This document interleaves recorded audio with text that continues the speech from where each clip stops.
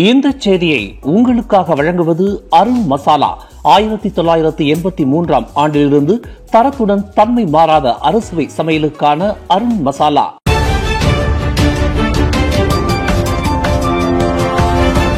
வணக்கம். திசைகளின் ஒரு மணி செய்திகள்.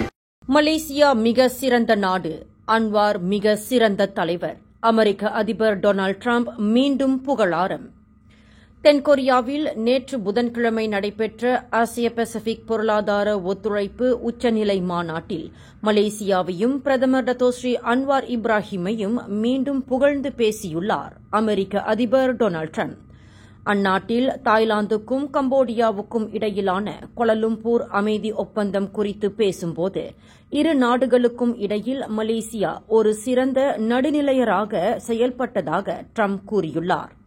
அதேவேளையில் மலேசியா ஒரு மிக சிறந்த நாடு என்று வர்ணித்துள்ள டிரம்ப், மலேசிய பிரதமர் டத்தோஸ்ரீ அன்வார் இப்ராஹிம் ஒரு மிக சிறந்த தலைவர் என்றும் குறிப்பிட்டுள்ளார். அன்வாருடனான சந்திப்பின் போது இரு நண்பர்கள் சந்தித்துக் கொண்டது போல் இருந்ததாகவும் அந்த தருணம் மிக அழகானது என்றும் டிரம்ப் கூறியுள்ளார். இந்த அமைதி ஒப்பந்தத்தின் மூலம் கோடிக்கணக்கான உயிர்களை நூற்றாண்டுகளுக்கு பின்னரும் காப்பாற்ற முடியும் என்றும் டிரம்ப் தெரிவித்துள்ளார். கோலாலம்பூர் அனைத்துலக விமான நிலையத்தில் புதியதாக பொருத்தப்பட்டுள்ள ஏரோட்ரெயின் ரயில் சேவை மீண்டும் பழுதடைந்த சம்பவம் குறித்து போக்குவரத்து அமைச்சர் ஆண்டனி லாக் கடும் அதிருப்தியையும் அவமானத்தையும் வெளிப்படுத்தியுள்ளார். கடந்த செவ்வாய்க்கிழமை அதிகாலை ஏற்பட்ட கோளாறினால் பயணிகள் தங்கள் பயணப் பைகளை இழுத்துக்கொண்டு ரயில் பாதையில் நடந்து செல்ல வேண்டிய நிலை ஏற்பட்டது. இது மிகுந்த அவமானகரமான சம்பவம் என்று குறிப்பிட்டுள்ள ஆண்டனி லாக், மக்களின் ஏமாற்றத்தை தானும் உணர்ந்ததாக நேற்று புதன்கிழமை நாடாளுமன்றத்தில் தெரிவித்தார். MAHB நிறுவனம் புதிய அமைப்பாக இருந்த போதிலும் எதிர்பார்த்த தரத்தை வழங்க தவறியதற்காக கடும் நடவடிக்கை எடுக்க வேண்டும் என்றும் அவர் குறிப்பிட்டுள்ளார். இவ்விவகாரத்தில் கடும் நடவடிக்கை எடுக்கப்படுவதை நான் உறுதி செய்வேன். இது புதிய ரயில் முறை என்ற போதிலும் எதிர்பார்த்த தரமான சேவையை வழங்க தவறியதற்காக இதற்கு பொறுப்பேற்கும்படி சம்பந்தப்பட்ட குத்தகையாளரை மலேசிய ஏர்போர்ட்ஸ் ஹோல்டிங் பெர்ஹாட் கேட்டுக் கொள்ள வேண்டும் என்று ஆண்டனி லாக் வலியுறுத்தினார். பிரதமர் டத்தோஸ்ரீ அன்வார் இப்ராஹிமின் வழக்கறிஞர் எழுப்பும் கேள்விகள் தனது 150 மில்லியன் ரிங்கிட் அவதூறு வழக்கிற்கு எவ்வித தொடர்பும் இல்லாதவை என முன்னாள் பிரதமர் டாக்டர் மகாதீர் முகமது தனது அதிருப்தியை வெளிப்படுத்தியுள்ளார். ஷா அலாம் உயர்நீதிமன்றத்தில் இவ்வழக்கு தொடர்பாக நேற்று நடைபெற்ற 3வது நாள் குறுக்கு விசாரணையின் போது வழக்கறிஞர் ரஸ்லான் ஹட்ரி சுல்கிஃப்லி, அன்வார் தலைமையிலான ஆட்சியில் மலாய்க்காரர்கள் அதிகாரத்தை இழந்துவிட்டதாக மகாதீர் முன்பு கூறிய கருத்துகள் குறித்து கேள்வி எழுப்பினார்.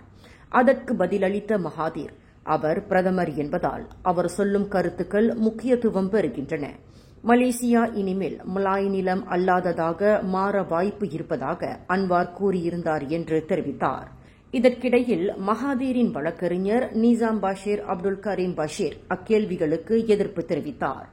இவ்வழக்கில் தற்போது கேட்கப்படும் கேள்விகள் கொள்கை மற்றும் அரசியல் சார்ந்தவையாக உள்ளது என்றும் குற்றச்சாட்டின் மையத்துடன் சம்பந்தமில்லாதவை என்றும் நீதிமன்றத்தில் நிசாம் பஷீர் வாதிட்டார்.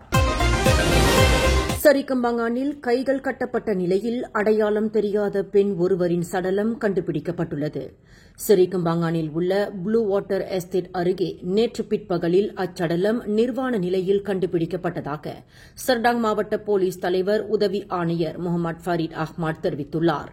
அப்பெண் சுமார் 144 சென்டிமீட்டர் உயரமுடையவராகவும் பழுப்பு நிற முடியுடன் நீண்ட நகங்களும் இரு காதுகளிலும் வெள்ளி காதணிகளும் அணிந்திருந்தார். அதேவேளையில் பச்சை மற்றும் சிவப்பு நிற வளையல்கள் அணிந்திருந்ததுடன் வலது கையில் ஒரு டேட்டுவும் இருந்ததாக போலீசார் தெரிவித்துள்ளனர். இச்சம்பவம் குற்றவியல் சட்டம் பிரிவு 302 கீழ் கொலை வழக்காக பதிவு செய்யப்பட்டு விசாரணை நடைபெற்று வருகின்றது.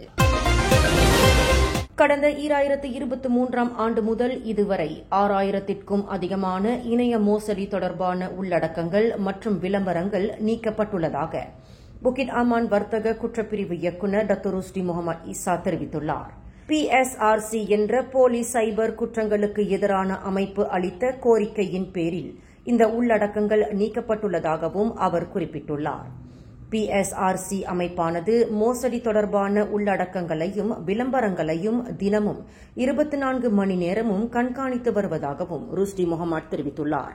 2023 ஆண்டு முதல் இதுவரை மொத்தம் 6184 மோசடி உள்ளடக்கங்கள் கண்டறியப்பட்டுள்ளன என்று குறிப்பிட்டுள்ள அவர், அவை மலேசிய தொலைத்தொடர்பு மற்றும் பல்லூடக ஆணையத்தால் நீக்கப்பட்டுள்ளன என்றும் தெரிவித்துள்ளார்.